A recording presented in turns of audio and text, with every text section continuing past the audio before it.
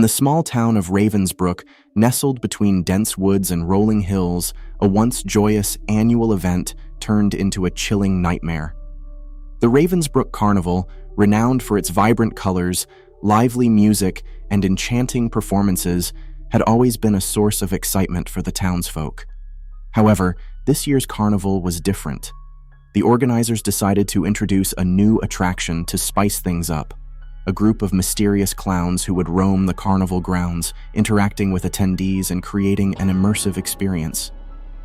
The clowns were adorned in elaborate costumes, their faces hidden behind grotesque masks with exaggerated smiles and haunting eyes. Little did anyone know, the performers had a dark secret. As night fell and the carnival lights illuminated the grounds, a sense of unease began to creep through the crowd. Whispers circulated about the clowns behaving strangely, lingering in the shadows and staring at unsuspecting individuals for uncomfortably long periods. Most dismissed it as mere imagination, attributing the growing discomfort to the eerie atmosphere that clowns naturally brought. Among the carnival goers was Emily, a curious teenager with a penchant for the macabre. Intrigued by the unsettling vibe, she decided to venture into the darker corners of the carnival, away from the laughter and cheerful melodies. As she delved deeper into the shadows, the carnival's joyous sounds faded, replaced by an eerie silence broken only by her own footsteps. Suddenly, a rustle in the bushes startled Emily. She turned to see a lone clown emerging from the darkness. The clown's oversized shoes made an unsettling squelching sound with each step. Its eyes, hidden behind the mask, seemed to bore into Emily's soul. Trying to shake off the discomfort, she nervously chuckled and asked, "Having fun scaring people?" The clown remained silent, its painted smile frozen in an unsettling grin. Emily felt a shiver crawl down her spine. Unnerved, she decided to retrace her steps back to the lively carnival atmosphere. But as she turned around, a chilling realization struck her. The clown had multiplied.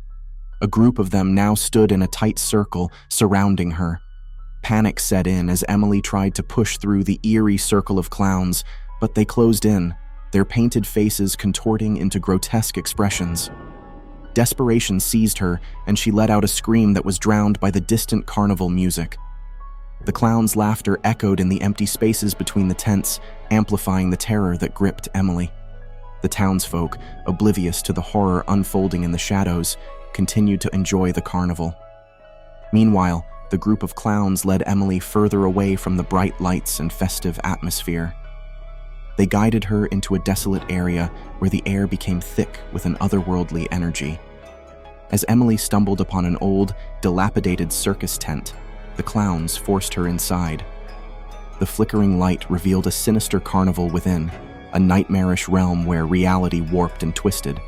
Haunting melodies played on a broken record player, and grotesque carnival games lined the eerie tent. The clowns circled Emily, their laughter growing more menacing.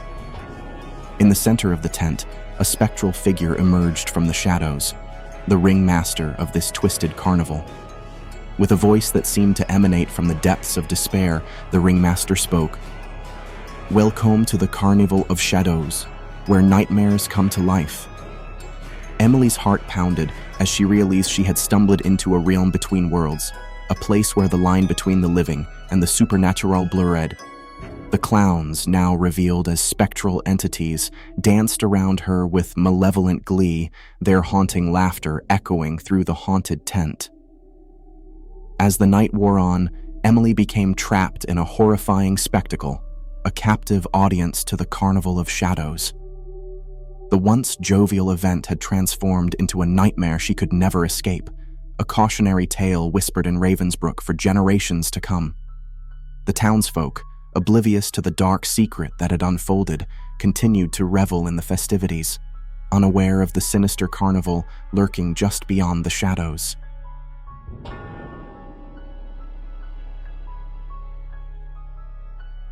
In the heart of a quiet suburban neighborhood, a small circus tent mysteriously appeared overnight in an abandoned lot. Excitement buzzed through the town as news of an impromptu clown performance spread like wildfire. The circus, known as Harlequin Spectacle, promised a night of laughter and amazement. The townsfolk, drawn by curiosity, gathered under the striped canvas on a moonlit evening. The atmosphere crackled with anticipation as the lights dimmed and a spotlight centered on the stage.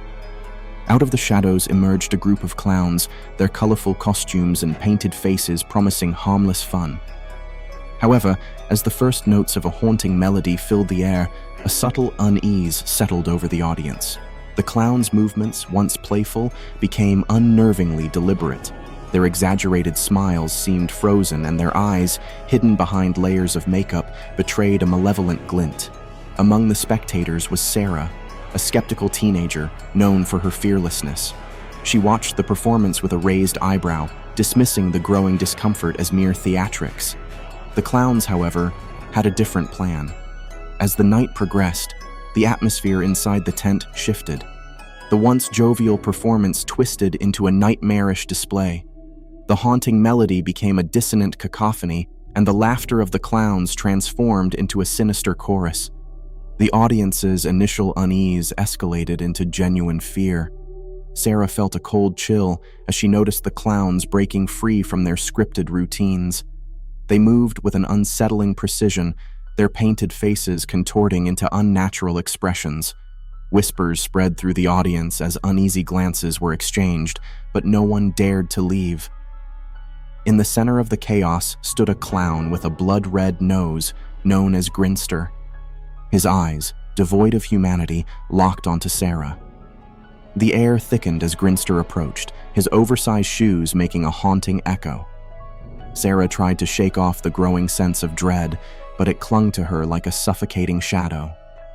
The lights flickered, casting eerie shadows across Grinster's face.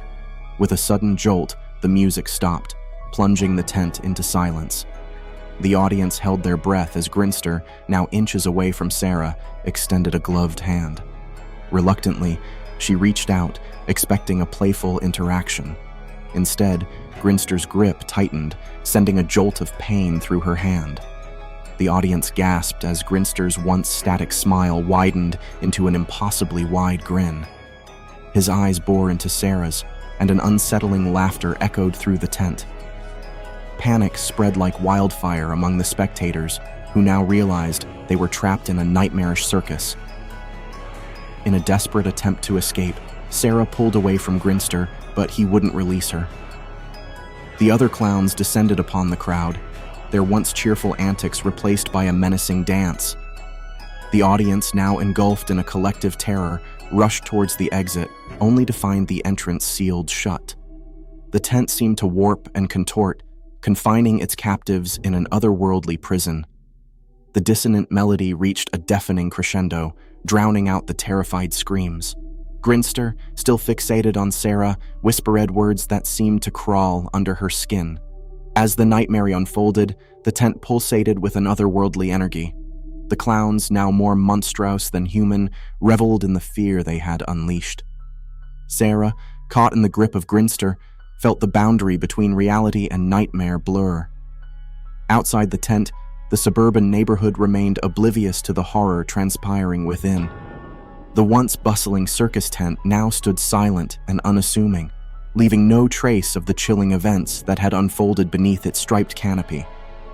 And so, the Harlequin spectacle vanished as mysteriously as it had appeared, leaving the suburban town forever scarred by the memory of a clown horror story gone horribly wrong. The neighborhood, forever changed, would never look at a circus tent or painted smile the same way again.